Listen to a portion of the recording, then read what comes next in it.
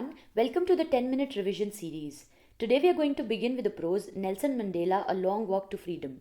If you want a line-by-line explanation and an in-depth analysis of this lesson, click on the link above. Let's begin. On 10th May 1994, Nelson Mandela swore in as the first black president of South Africa in Pretoria, the administrative capital of South Africa. He was accompanied by his daughter Zenani. Mr. de Klerk was sworn in as the second deputy president and Thabo Mbeki as first deputy president. So 10th May 1994 is regarded as a historical day in South Africa because on this day, Nelson Mandela became the first ever black president.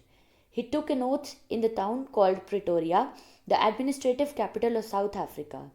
This day was especially significant because this was the first time that a democratic, non-racial government was chosen in South Africa after the end of apartheid, the social policy of racial segregation.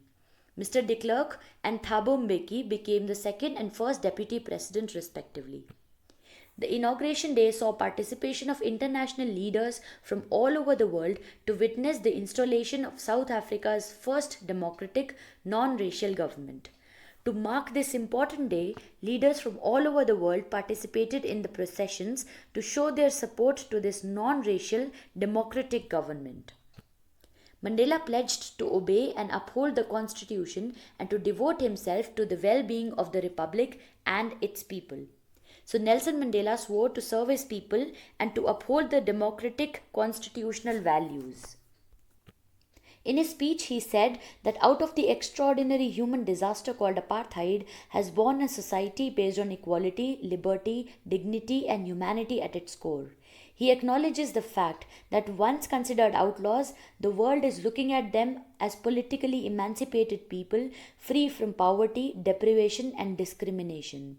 So, in a powerful speech addressing his people, Mandela talks about the inhuman practice of apartheid that divided people based on their skin color. He calls it an extraordinary human disaster. However, he also points out towards a positive, a silver lining in the cloud, which is the new society that is born out of it, which is based on equality, liberty, dignity, and humanity. Nelson Mandela says that this society has only come into existence because the people have experienced how inhumane the society based on inequality and discrimination could be. A spectacular display of South African jets, helicopters, and troop carriers indicated that the military pledges its loyalty to the new democratic government. The highest generals saluted Mandela and pledged their loyalty to his government. The two national anthems marked the end of the beautiful inauguration ceremony. So the military, through its air show and the ceremonial salute to the president, shows its alliance to the newly elected leaders and their government. Two national anthems, the old one and the new one, are played during this ceremony to show that the new and the old world have now come together. And this marked the end of the inauguration ceremony.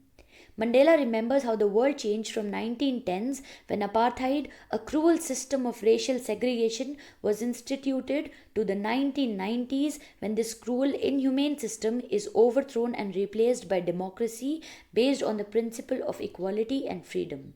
Here Mandela is reflecting on the South African history, which saw the institution and the legalization and finally the eventual downfall of the inhumane, the cruel system of apartheid, only to be replaced by democracy, at the core of which lie the principles like equality and freedom.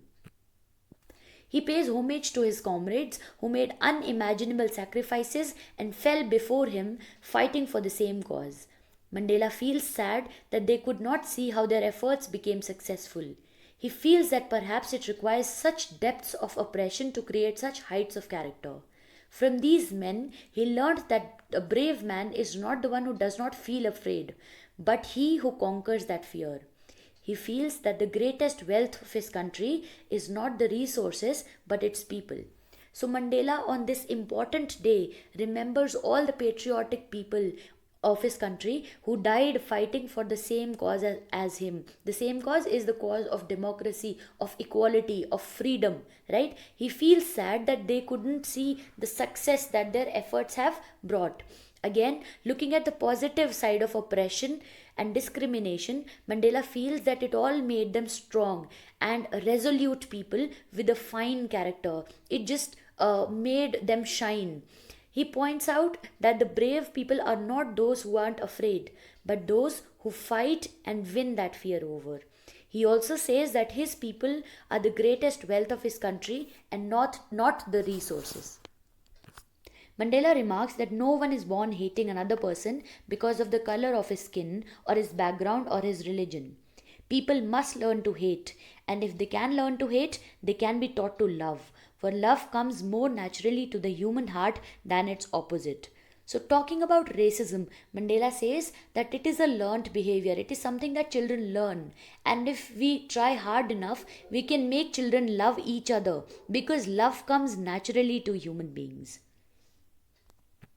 Mandela thinks that in life every man has twin obligations to his family and to his people, his community, his country. In South Africa, however, if one chose to fulfill one's obligations to his country, he was snatched away from his family, thus making it impossible to be a good father, husband, son, or brother. In the next part, Mandela talks about two kinds of obligations, and these two obligations are towards one's family and towards their country. In his case, he says that he could only fulfill one, the one towards his country, because one who chooses to serve his nation, one who chooses to fulfill his or her obligations towards his or her country, is snatched away from their families and they cannot be a good son, father, or a brother, right? Talking about freedom, he says that he thought that he was born free as long as he abided by the rules of his community and his father. As a young man, his hunger for individual freedom began. Later in his life, he realized that he would only truly be free when all his people were free. That is when he joined the African National Congress to fight for the freedom of his people. So Mandela in this part talks about freedom being an indivisible identity. He feels that it is something that cannot be broken down. At every stage of life, freedom meant something else to him, something different to him.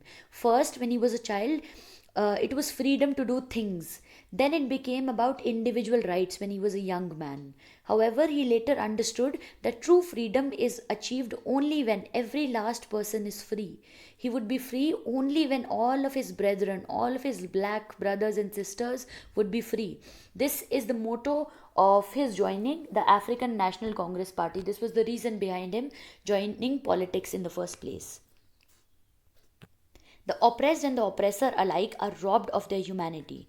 Therefore, they both must be liberated. The oppressor is a prisoner of hatred, locked behind the bars of prejudice and narrow mindedness. So, Mandela, towards the end, talks about how oppression strips both the oppressor and the oppressed of their humanity and makes them prisoners of hatred, prejudice, and bias. It just makes them inhuman, in short.